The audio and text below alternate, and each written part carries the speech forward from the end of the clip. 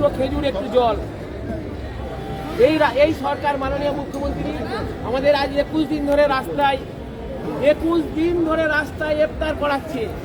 আজকে এটা প্রথম নয়, আমরা এই কষ্টটা করে আসছি, তাই আন্দোলনটা আমাদের এখানে শেষ নয়। আগামীকাল আপনারা সবাই জানেন মাদ্রাসা বোর্ড ঘেরাও অভিযান অনির্দিষ্টকালের জন্য, এটা আপনারা সবাই জানেন।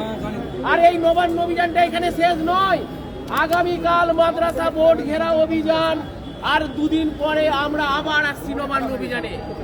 আমরা আবার নবান্ন অভিযান করব। এখানেই আমাদের শেষ নয়। যখন শুরু করেছেন মাননীয় মুখ্যমন্ত্রী, যখন শুরু করেছেন আমাদেরকে রাস্তায় ইফতার করানো, 21 দিন যাবৎ যখন আমরা ইফতার করছি, 21 দিন যাবৎ আমাদেরকে সেহরি খেতে হচ্ছে, এবং এই রকম অস্বাস্থ্যকর পরিবেশে ফুটপাতে আমাদেরকে শিক্ষক থেকে নামিয়ে এনেছে। আমাদের যখন ঠিকানা ফুটপাত হয়েছে, আমরা কিন্তু এর শেষ থেকে ছাড়বো। আমরা কালকে 12টার সময় মাদ্রাসা বোর্ড ঘেরাও অভিযান, আমরা সরকার পক্ষকে বার্তা দিচ্ছি, 12টার মধ্যে আমাদের প্রপোজালের জিও যদি প্রকাশ না হয়, কালকে মাদ্রাসা বোর্ড অচল করে দেবো একদম। সেই সাথে সাথে আমাদের টার্গেট থাকবে আগামী দুদিনের মধ্যে নবান্ন অভিযান। আমি প্রশাসনকেও বলে রাখছি প্রচ্ছন্নভাবে যে আপনারা দেখলেন যে রোজা রাখা অবস্থায় আমাদেরকে এখানে ইফতারি করতে হয়েছে।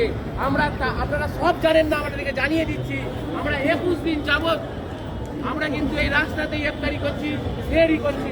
সেই সময় থেকে 84 দিন বসে আছি। আপনাদেরকে বলবো, আপনাদের যতটা সহযোগিতা, আপনারা অন্তত এই বার্তাটা পৌঁছান যে শিক্ষকরা খুব কষ্টের মধ্যে আছে। তাদের দাবিটা অন্য কিছু নয়, তারা রাজনীতি করতে আসেনি, তারা এসেছে মাদ্রাসাগুলোকে বাঁচাবার জন্য। যে মাদ্রাসাগুলোর ছাত্রছাত্রীরা মিড ডে মিল পায় না, আপনারা এই ব্যারিকেড দিয়ে আমাদেরকে আটকাচ্ছেন। জানেন আমাদের ডিমান্ড কি? আমাদের ডিমান্ড হচ্ছে ছাত্রছাত্রীরা মিড ডে মিল পাক, ছাত্রছাত্রীরা পোশাক পাক, ব্যাগ পাক, জুতো পাক। আপনারা তো সবাই অভিভাবক, আপনারা প্রশাসন সবাই অভিভাবক, আপনারা জানেন আমরা এই মাদ্রাসাগুলোকে চালাতে গেলে কত কষ্ট করতে হয়। তা সত্ত্বেও আপনাদেরকে আমরা বারবার ব্যারিকেড করে রাখি।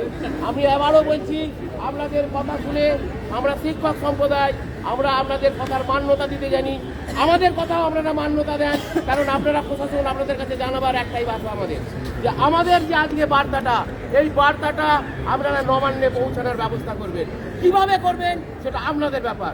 আর না হলে আর দুদিন পর যে নবান্ন অভিযান হবে, সেই নবান্ন অভিযান কিন্তু আমরা কোনো আইনি বাধা, আমরা কোনো কিছু মানব না, আর কোনো প্রশাসনের সঙ্গে আমরা আলোচনায় যাব না।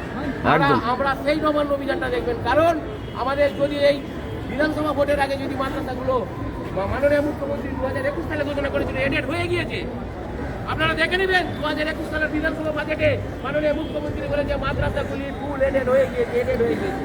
আজ 26 সাল, এডেড তো দূরের কথা, মাদ্রাসা ছাত্রছাত্রীরা মিড ডে মিল পায়নি। লজ্জা লাগে না? আপনারা প্রশাসনিক জায়গায় আছেন, আমাদের দাবিটা শুনেছেন? আপনারা প্রশাসনিক দপ্তরে আছেন, আমাদের দাবিটা শুনেছেন? দাবিটা ছাত্রছাত্রীদের মিড ডে মিল পোশাক, আর শিক্ষকদের বেতন 5,000, 5,500 বেতন বৃদ্ধি। আমরা সামান্যতম চেয়েছি, এইটাকে পৌঁছানোর দায়িত্ব নবান্নে আপনাদেরও। যেমন আপনাদের দায়িত্ব আমাদেরকে আটকে দিয়ে আমাদের দাবি দেওয়ার গলাটা টিপে ধরে আমাদের কণ্ঠরোধ করা, যেমন আপনাদের এই দায়িত্বের মধ্যেও পড়ে যে শিক্ষকরা সত্যিকারের তারা ন্যায্য দাবি দিয়ে রাস্তায় নেমেছে, আমাদের বার্তাটা নবান্নে পৌঁছে দেওয়া।